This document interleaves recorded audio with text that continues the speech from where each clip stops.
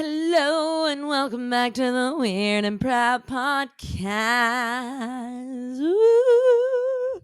Wow, did you see that? That was James. Oh, Wait, I'm off. James. That's what I'm programmed to say. I mean, that was beautiful. James. It's Sam. And I'm They have to so go- confused. We need to start over. I don't know what to do. James. That was honestly so gorgeous. Like, you guys are so welcome for that. It's Memorial Day weekend. So if you're on the pod, you can see James is dressed in his Memorial Day weekend best. His Hawaiian shirts are out and they are ready to hit the streets. Holidays deserve a great A new- Hawaiian shirt, gentlemen. If there's something about James you should know is that James fucking loves a Hawaiian shirt. I love a Hawaiian shirt. When I see people on vacation with Hawaiian shirts, He I gives make them high sure fives. to point them out. Yeah. In the Using- nice way, not to shame them, just to be like, to point them out, to thank you show for your her service. I should show more. I should be able to wear more Hawaiian shirts. Yeah. By the way, I got you that. You Hawaiian picked this one shirt. out, to be totally honest.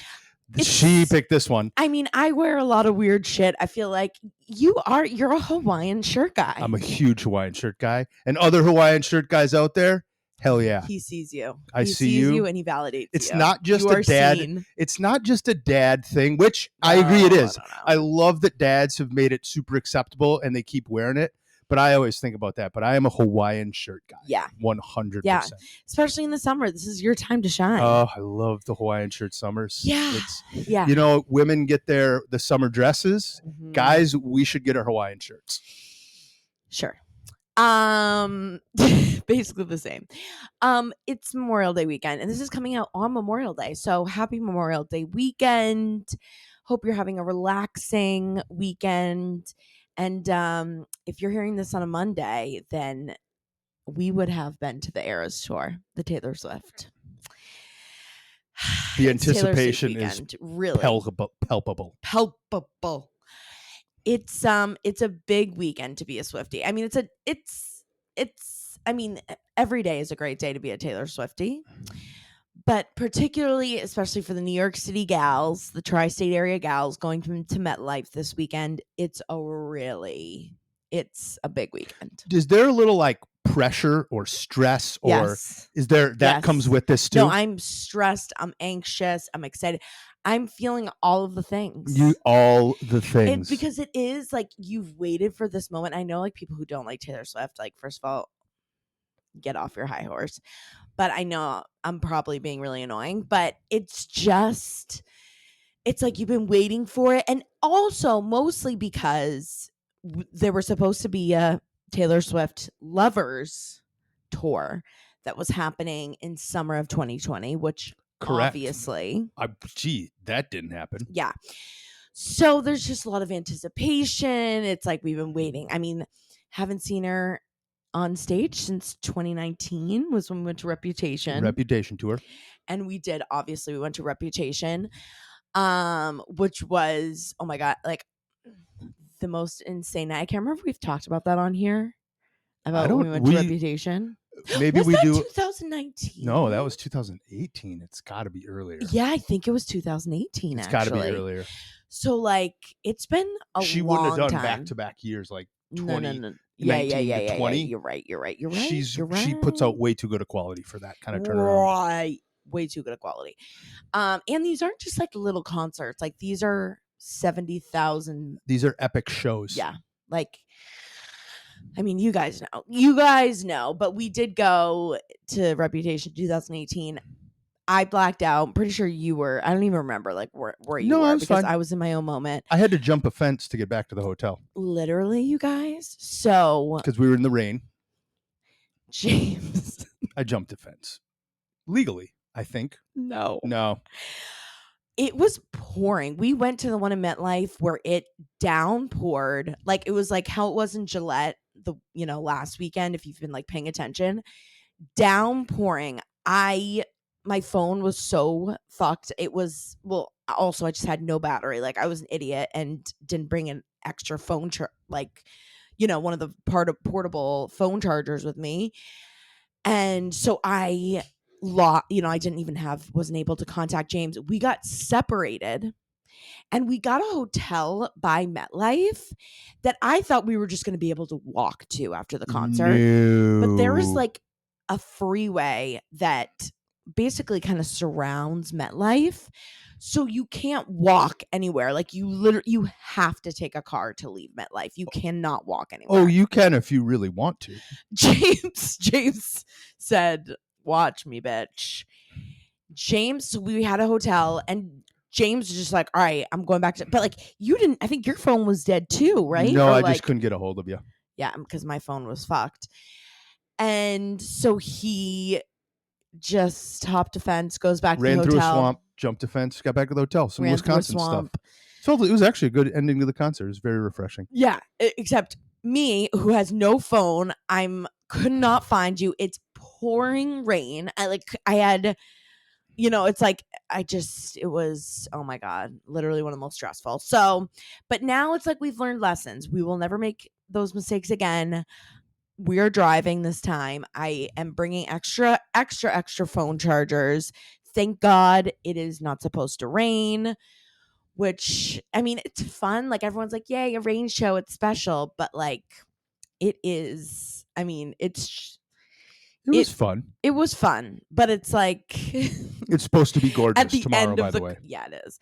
And it's, when you're at the end of the concert, then you're freezing, like it's dark and it's cold and you're soaked and you're surrounded by not hundreds of thousands, but thousands of people.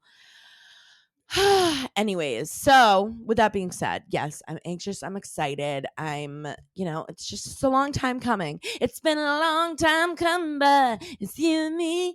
That's my whole. What songs are you excited to hear, James? All of the songs. Well, I am excited for, of course, all the songs. Some older songs. I really prefer some older songs. I prefer like some from the vault songs. You know what stupid poppy song of hers that I still love? What? Shake It Off. Well, that's going to be played. I know, but I love that. I do love that song. Of course you do. That is like such a true Swiftie would never say. I know. That's why I say with confidence in a Hawaiian shirt that I love in a that Hawaiian song. shirt. Shake it off. Anyways, we went off on a tangent. I'm feeling all the things. If you're a Swiftie, like you know what I'm going through. And if you're not, you want to punch me in the face. And that's okay. This is how most conversations with Swifties around the time of a concert go. There are tangents. It'll be over soon. Okay. Her tour's almost over. Listeners, well, really. You and I will endure the tangents together and we will adore the tangents. And I try not to talk too much about it because like I think for me, and again, this will be the last thing I'll say about it. I grew up with Taylor Swift. Like, she's born in 1989. I'm born in 1989. All of her songs came out in times of my life where it's like every song, like from all of her discography, it just like is a time in my life. And I'm like, I remember when I listened to the song and it got me through this. Like, I feel like I've just grown up with her and I've loved her since Taylor Swift, the original album, like since Tim McGraw. Like, I've loved her. Has she written songs about the acceptance of Hawaiian shirts with a jean short No, but combo? she should. I'm surprised she doesn't have any lines about Hawaiian shirts. A Hawaiian shirt dad song type thing. Tay-Tay, get on hear this. Us. If you're out there. Can you imagine? Oh my God, if she listened to this, I literally, there's no chance. Oh, your head would explode. I would die. I would have to flee the country. So anyway, so that's all I will say, but we're very excited. It's Memorial Day weekend. The vibes are good. All the feelings, all the things. It's a great time to be alive. It's just like gives me hope. It's like the depression is a little less this weekend, which is nice. But we got a great show for you guys. We have a new TV recommendation for you. We have some amazing secrets. More pegging stories, which, there's no such thing also as too many pegging stories. Like if you have a pegging story, don't be scared. I know we talk about it a lot on here, but we could always talk about it more. I feel like, it's one of those topics where it's like a Hawaiian shirt. You cannot have too many pegging stories. If it's as good as a Hawaiian shirt. No. Can you imagine getting pegged in a Hawaiian shirt? That would be the ultimate. Listening to Taylor Swift, getting pegged in a Hawaiian shirt. Now Your- that's America. Your dreams fascinate me. We're gonna listen to Shake It Off, and you're gonna wear that Hawaiian shirt, and you're getting pegged. So with that being said, now to go into a completely different topic transition, but we haven't talked about this. And this is always like kind of a sensitive subject, obviously. But the Hillsong documentary. Oh, what's the sensitive part about it? What do you mean? What's not that sensitive? It's a religious. Oh yeah, church. see, I don't take any sensitive parts to religion. Okay, well, That's just me. but you were also too like raised very Absolutely. religious. Everyone should be free to practice what they want. I Yeah. couldn't agree with that more. That's humanity. Yeah. However, organized religion, Yep. anyone involved in deep organized religion, you can blast me starting right now. Oh boy, just be it's careful. We don't become want to. so much of it has become more of a business Yeah. than what religion was intended to be. Yes. And Okay, I was will scared you were not. going to say something really crazy. and I No, was like, that's not. This is crazy to a lot of people. it is. But and it's unfortunately- very sensitive. Should you support your local church? Absolutely. Should you support Yes. what you want to support? Absolutely. Yes. But Yes. be careful that it doesn't take you away from who you are. Right. From the true meaning of religion and Of what you. religion's supposed to be for. I'll stop there. Well, if you haven't seen it yet, the new Hillsong documentary is on Hulu, and that's what we're talking about. And we haven't even finished it yet, but I think we've gotten through a lot of the big part. I was just trying to watch the end of the last episode, but it goes more into like really the real history behind Hillsong Church and like where it originated. Obviously, it's from Australia originally, and the family that started it and how it did slowly change from a church to a business. And if you aren't familiar with Hillsong, it is a mega church. I think it's definitely still a thing. Didn't they rebrand? No, but you know what's funny is I was going online. I was going on social media last night and was like, is Hillsong still a thing? And it definitely is. It is. Okay. Yeah. Because it would be really hard for them to rebrand because like they were saying so much too of Hillsong was the music. Oh, yeah. They had amazing writers, amazing musicians, and the music was really good. Even if you aren't religious, you aren't Christian, the music is really amazing. Like it's bops. And even on TikTok, they would go viral. And people wouldn't even really know, it's a little religious, but sometimes they make it hard for you to be like, is this religious? Are they, when they say you, are they talking about you, like a person? Or are they talking about the Holy Spirit? Like it's sometimes, and I think that's what they try to do. The is capital make it, U. the capital U. Yeah. Capital, H and he, and Yep. so it's really interesting. I didn't know so much about it. All I knew was that it is this huge mega church and they've grown in popularity. And especially in New York City, there was, I think it was Madison Square Garden. Or it was a stadium. Like some sort of, where Carl. It wasn't Madison Square Garden size. No. I don't think. I was gonna say, You've seen more of it than I have, so I would have been shocked. If it was that they size. didn't really say where it was, but almost like it looks like a stadium. They started in a bar. Yes, in an old which I thought was nightclub. kind of cool. It's like, hey, good for you. Build, grow organically. Start small. Religion should be worshipped Church wherever. in the wild. Exactly, church in the wild. I love that. Yeah, concept. and they would like, just that's do it wonderful for people. at an old it was like a nightclub bar. And then they grew until they were doing, I think he said they were doing like almost 10 services on Sunday. And they would be sold out. You didn't get tickets, but it would be like they would have to turn people away.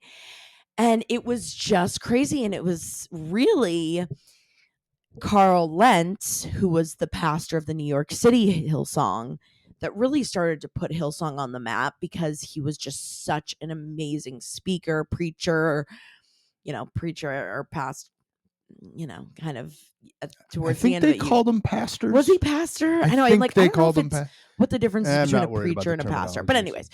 anyways, he really was super powerful, and he would get like Justin Bieber and Selena Gomez, and it was getting, it was getting in the media because all these, these celebrities were going to the church, and he was hanging out with these celebrities, and he was like the cool pastor. Like, he had tattoos, and, he was super charming and young Very and relatable very relatable. to It a was not what you thought of when you diverse thought of population of pastor. people. Yeah. So it's, if you, again, we're kind of paying attention to some of the media around this in 2020, or I think it was 2021 that this came out, that it came out in the media that Carl Lentz, was having an affair on his wife, which, like, everyone's like, the pastor having an affair on his wife. Number one, of course, that's against Christianity, but he was such this family guy, and like him and his wife was also super involved in the church, and they talked about how strong of a marriage they had and how much family meant to them. And so it was this huge shock, and obviously he ends up getting fired, or resigned, fired. And it's then talks about like the whole backstory of what was really going on behind the scenes, some other sexual misconduct that was going on with him and some of the other members, and even with other like leadership in Hillsong. And some of the money stuff where, I always forget that, like, and this is for any religion or like any church really, that you are supposed to give 10% of your income to the church. Well, there's I forget where, what they call it, piety. yeah, What's the name for it? I can't remember. Yeah, That's but where I start to get a little. yeah, well, it's it's interesting because it's like, it doesn't matter how much money you make, or like, if you can feed your kids or have, be able to pay your electricity bill, you should be giving 10% of your income to the church. And they would, have these VIP sections for people who paid exorbitant amounts. And, they kind of started to treat people differently depending on how much you gave back to the church. And so it's really interesting. We haven't even finished it yet, but I was up until like 2 last night watching it because I'm like, holy shit. I had heard of things, but I just didn't know the total backstory. And it's, I think that's with anyone. Like, I was thinking in my head too. I'm like, sometimes, you know, with like a pastor or someone high up in a church, it can almost be like the same as like, I think of like a police officer. Like, inherently, most of them are good and they're trying to do good things. But you get a bad egg, or you get someone who gets a little too much power and gets a little too carried away with, having that status. Oh, yeah. And, and it's scary. It's like, oh, you just never know. You never know. It's such a. This part is where there's so much you'll never really know the truth except through actions, right? Right. He even said it. I heard him say what I thought was kind of a very self-reflective. What I got out of, as you watch this, and I don't want to ruin this for people, Yeah. I was trying to give away spoilers. If you watch the first episode, budget time to watch the second one too. Yeah, you're gonna want to. Just That's what spoiler happened. alert. It was like midnight. Do that. Okay, If you watch the first one, don't do one at a time. Maybe you can skip. I don't know, but I haven't even started the third. We're somewhere between the third second. is a little detailed. The second, you get to hear from Carl, and it was they interview Carl. Interesting to hear his perspectives. Again, back to my little beginning rant.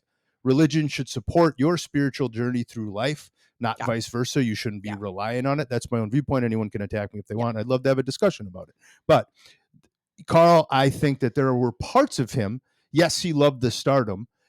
If I were to take a guess, I think there's parts of him that was right for that role, but he talked about it. He said, there were still these thoughts in my head I couldn't get rid of, right? Yeah. And that part was other women, other people, where he allowed his stardom to not address the darkness or whatever. Right. And what did he do? He went out and did the opposite of what he's saying, which you can't have anywhere. You can't have leadership at a company, right? Right. Like, you even think about that, like inherently like good nonprofits, it's like there's an NBA coach got fired over it just this last year because he had an affair with someone in a front office, right? Like that, not being able to be true to yourself and your word and what you've portrayed in your life and then to do something behind the back is right, that tough side. So Carl still had some, and I'm not defending him in any way. That was terrible, and he should have been. Yeah. He shouldn't have probably been the preacher was. He built himself to be a big star. But that's one of the tough parts about it is then now we get to find out what's going to happen after all this. How does Hillsong handle this part of it or handle this part of it? This is what I'm interested in. It is like when, again, when something is inherently supposed to be really good and for people, whenever anything gets that big, there is always a little like, and it can be blurred lines where it's like, well, we want we want more people to know, the truth of Jesus, and we want to spread the word and the gospel. But then it becomes conflicting where it's like, oh, are you getting big because you want more money and you want more power? And now here's the other part that we're in, and I don't want to give too much of a spoiler, but they do get into the talk about Black Lives Matter and that movement that was going on at the time. Yeah. And I want everyone to listen to that part too. I'm not going to say any more. I thought it was very important to hear how that one went. It's just that was very interesting and not, I mean, it's not bad about all churches. Like it just is about these ideas of these mega churches, Hillsong being the biggest, when you think of a mega church, you kind of think of Hillsong I got nothing against a religious entity using some decent business practices to spread what they're doing. But again, just like a lot of big businesses that you hear, most businesses are good. Almost all churches are good. But there's some hidden things behind the scenes that you find out about that you're like, what is the real reason? And then when you find out the real stuff, it gets interesting. Yeah. So it's on Hulu. Check it out. It's pretty crazy. And the fact that they did get Carl Lentz and his wife to be interviewed, I think was very interesting. I'm so surprised. That's why when you see Carl start getting interviewed in the second episode, you're like, oh shit, all right, damn it, now I gotta watch this. I gotta hear what he's got to say. It's really good. So check that out. That's our recommendation of the week. We've just been traveling, we've been out and about. We did the shows in Maine, which are amazing. Both shows were sold out, which was love the Mainers. We just love getting to meet you guys, which we will. Same with Austin, which is coming up next week. We will be hanging out after. So we just cannot wait. I know after Taylor Swift, then I'm really going to be in Texas mode. I have some people that had called in and gave some recommendations on barbecue. Yep. Yeah. Give me meat. So we can't wait. And there are some tickets left for Texas for Austin. So, if you go to SamanthaRamsdell.com/events, you will see the ticket link there, and it's June 4th. It's a Sunday. But on the holy day, it's I'm basically a pastor. No. You got to work your way up to the Friday side. I'm working, guys. I'm out there, but we're very excited. And we also do a live version of Secrets, like kind of like a special way of doing it's a little Secrets. This is more so I love saying this about you. What? You are a wonderful stand-up comedian, but that's only part of your show. Right. Like I say, Bo Burnham is a wonderful stand-up comedian, but really people don't go to Bo Burnham for the stand-up. They go for his songs. Yeah. You do music, you do improv, you have your stand-up. It's a variety show. And James comes up, obviously. You've probably seen in some of the I do stuff clips that I reshare. James comes up, and we do some tricks that sometimes go better than other times. But it's very fun, and we can't wait to see you. Can't wait to meet you guys, and can't wait to have some Texas barbecue. This is another thing that I've always wanted to go to Texas, and the fact that we get to go and hang and be with our Texas peeps is very exciting. All right, James, are you ready for some Secrets time? It's Secrets time. Thank goodness. And so if you forgot, you can go to speakpipe.com. That's speakpipe.com/weird-and-proud-pod. And you can tell us one of your secrets. You can tell us any, we've gotten I feel like episode, we have a different theme, and we'll see what the theme is this week. We got to decide what the theme is. But, you got something, a weird story, an embarrassing story, something weird you do, paranormal, Uber driver stories, Memorial Day weekend stories, Taylor Swift stories. What's something weird you did at a Taylor Swift concert? We want to know. Call us in, always anonymous. I think it's like a minute 30 seconds they give you. There's got to be some good poop stories from a Taylor Swift concert. I know. Well, that's because I can't imagine what the women's restroom is like. The men's room at a Taylor Swift concert, easy. I know. Well, you know what? It's funny too. So I was watching, obviously, TikTok. Thank God, keeps me up to date.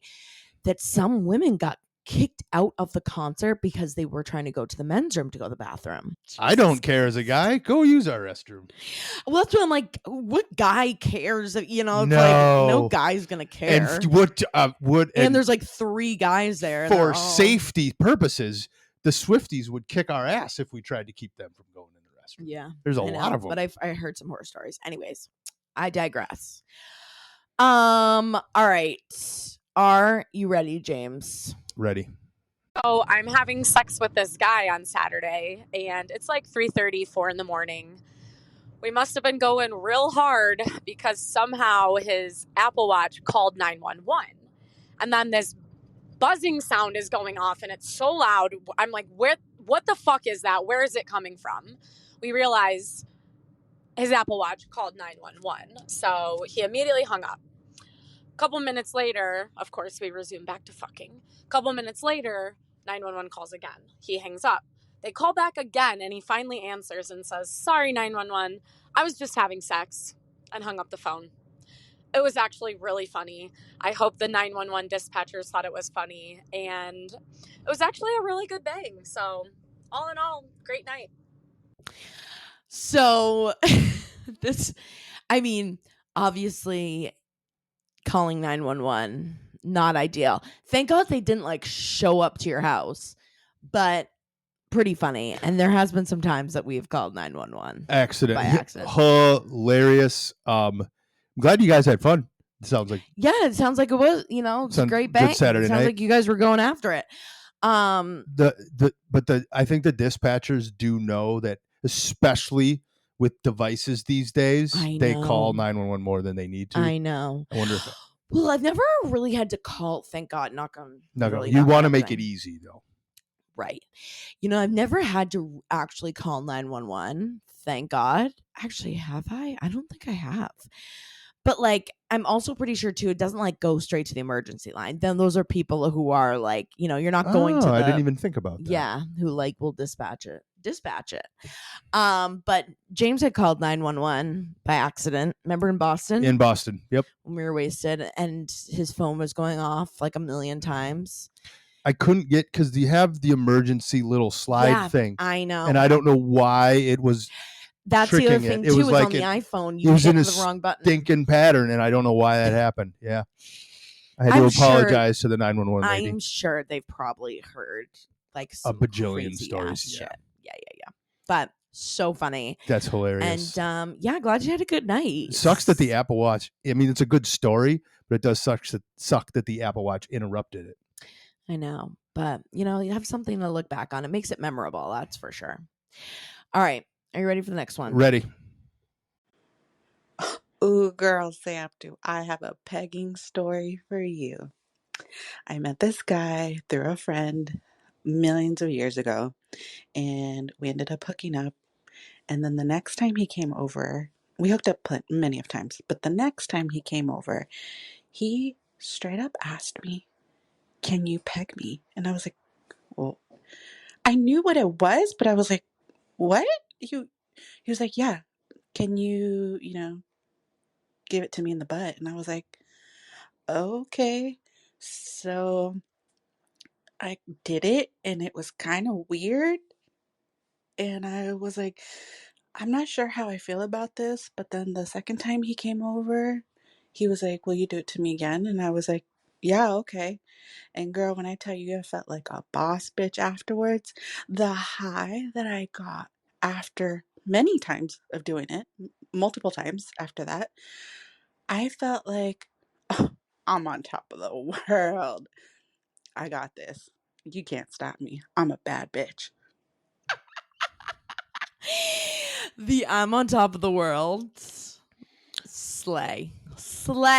Do you think she like leaned up against the guy and put her arms up and screamed, She's "I'm like, on I'm top of the on world"? top of the world. Like a Titanic moment. It's interesting to hear a woman's reaction when a I guy love it. asks about that. Like, Yeah.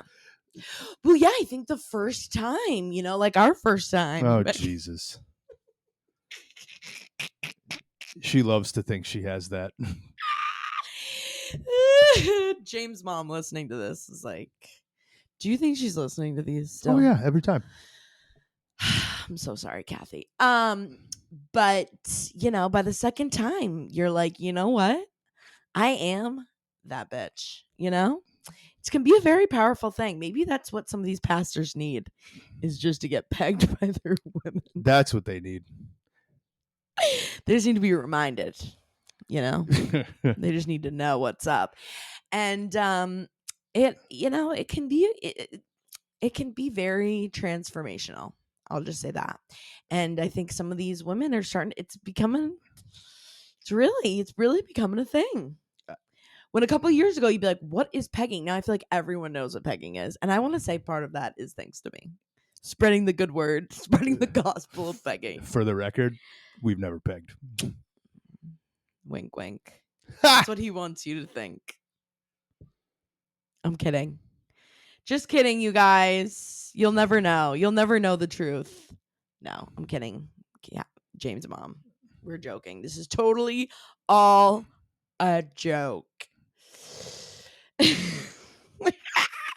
But thank you so much. Again, pegging stories. Can't get enough of them. Especially here in the perspective. It's the woman's. Well, hey, I would also love a man's perspective. How did it go the first time you wanted to ask? What made you be like, tonight's the night, I'm going to ask this woman? Yeah, where that guy got so into it that all of a sudden it's like, what was his gateway drug to pegging? I'm going to do this. Maybe it started with the bidet. Probably. Or a bike accident.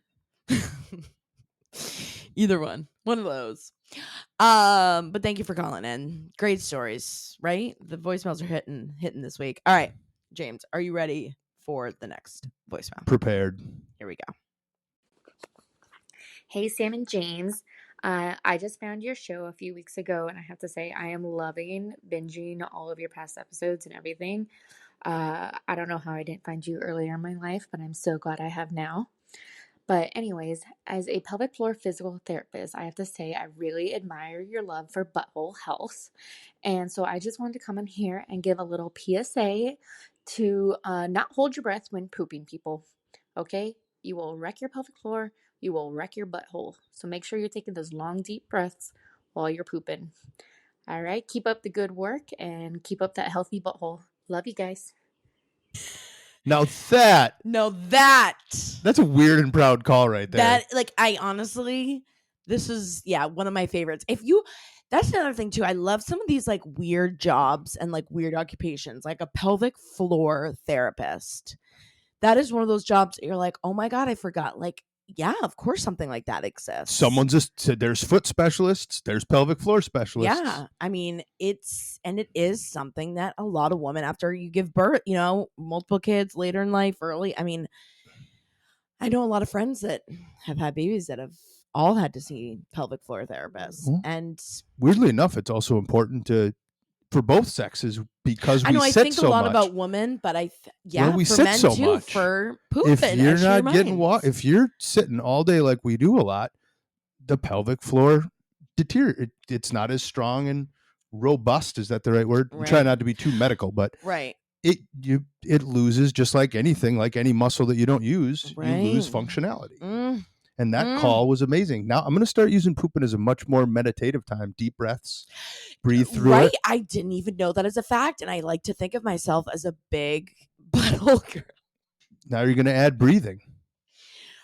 Breath work. Don't hold your breath. That was another pelvic floor therapist had talked about too. And I think we talked about this. I can't remember if I've talked about this out loud because I have so many conversations in my own head. But how peeing in the shower is really bad for your pelvic floor, for women especially.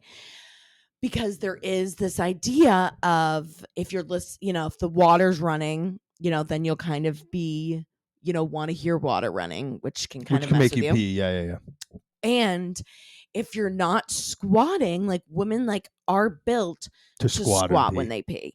True. And if you're standing up or like you're not really squatting all the way, that also is not you're not using your full pelvic floor, and you cannot. Why do you think the bidet sent that little foot thing? I know we got a squatty potty with Do the you tissue, use by the that? way. Every time. I put my feet up too. It's healthy for the Look butt. at us. Look Yep. at us go with our healthy buttholes. But yeah, just, listen, this is an educational podcast. And if you're going to be in the shower, ladies, squat. Like someone was like, if you really, really want to pee and if you really got to go, just don't do it standing up, squat on the, like on the floor. I did not know that. Now that I think about it, I'm like, oh my God, that makes perfect sense. Yeah. And like she said, make sure you are not holding your breath. And squatty potties obviously are a big thing too. Because you should be at like the deepest squat possible, and it like changes the angle. And they're so cheap these days. Like I feel like everyone that is like one of those things where now I feel like a bidet. Like if I don't have a bidet and a squatty potty, it's good for hip mobility too. There you go.